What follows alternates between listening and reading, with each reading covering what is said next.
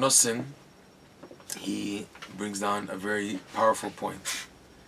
He says that when a person sees that nothing's working out in life, in a way he's like being pursued, as if Hashem is not helping the person, that he's having setbacks left and right, and everything is not working out. Everything. He turns left, right, forward, backwards, up, down.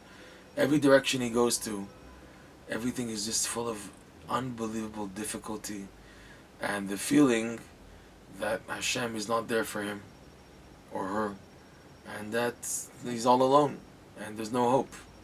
So Nosson says something very powerful. He said the fact that you're being so pursued, and another point, by the way, that when the person gets broken by this, he begins to get jealous of other people because he's other people not going through. It seems to him that they're not going through what he's going through, that they're not going through the difficulties that he's going through. So on top of everything, he begins to become very dejected and comparing himself to other people. They're not going through what I'm going through. It's only me having a hard time. It's only me. And it might be true. So if Nosson, he says something very powerful. He says, use this itself as your push forward.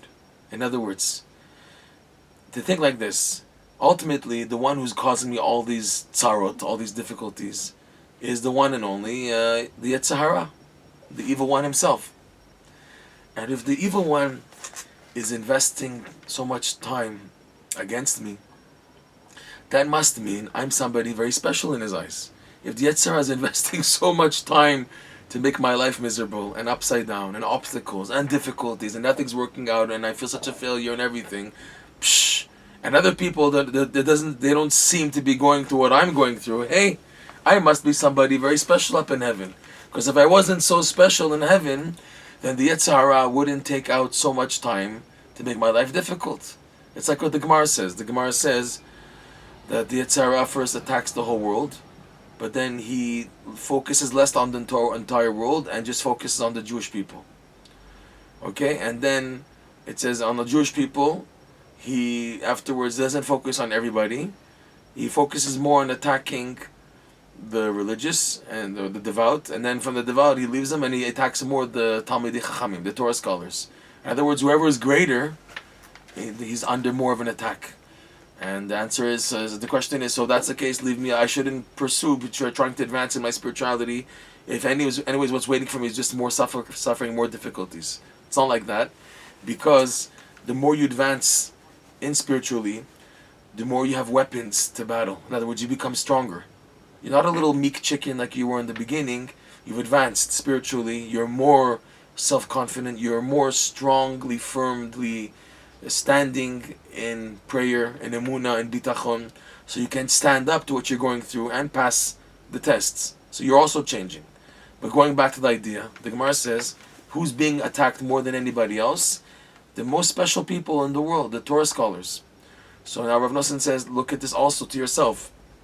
In your eyes, you may not be a Torah scholar or a big shot or somebody special that you think, Yetzer Hara, why are you taking so much time to run after me? Okay, fine, I understand this idea that I'm being pursued because I'm somebody special. But what am I special with? I don't see that I'm special. Not only do I not see I'm special, I see I'm just the exact opposite. So where do you see I'm special? So that's showing me that if now in heaven they're running after me, they see my potential to who I can become, and the Yetzer Hara to prevent it from happening, where in real truth this pursuing is really to squeeze a person to get closer. So this should give a person a lot of a boost when he's going through what he's going through.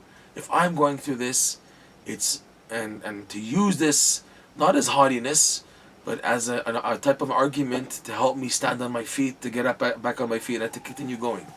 That if now I'm being pursued so much, I must be somebody very special. I must be somebody that in heaven they take great consideration of me. Because if that's not the case, the Yetzer Hara wouldn't invest so much time and effort in making me have a difficult experience in this life. He's making it difficult because there's a potential here. And my goal is to bring it out from potential to actual fruition. So with this said again, this is the perspective that a person uses this argument to propel forward. We see this again and again in Rabbi Nachman's teachings, that there's no justification to feel negative and to feel miserable. You have a duty to work as hard as best as you can to maintain a positive attitude always, even and especially when it's difficult.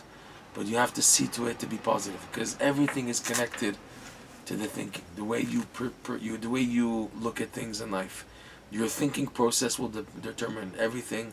That's an idea mentioned in lesson 49 in the Likutei Moharan, that the thinking process is what determines everything else. Your emotions, what you do, and everything is a byproduct of your thinking, positive or negative. And this is another tool that we have to, yes, think positive, that I'm special, and it's not considered haughtiness because it's the truth. And the haughtiness is not with the truth. Haughtiness is where a person is connected to sheker. In this case, where it's needed that a person boost themselves with their truth, that I am special. I need to hear this. I need to hear myself saying this. That is of utmost importance to get a person back on their feet, that I am special. That look what I'm going through. This is the sign. Thank you Hashem. I'm so honored, Hashem. I'm so honored, Yitzhara, that you pursue me so much.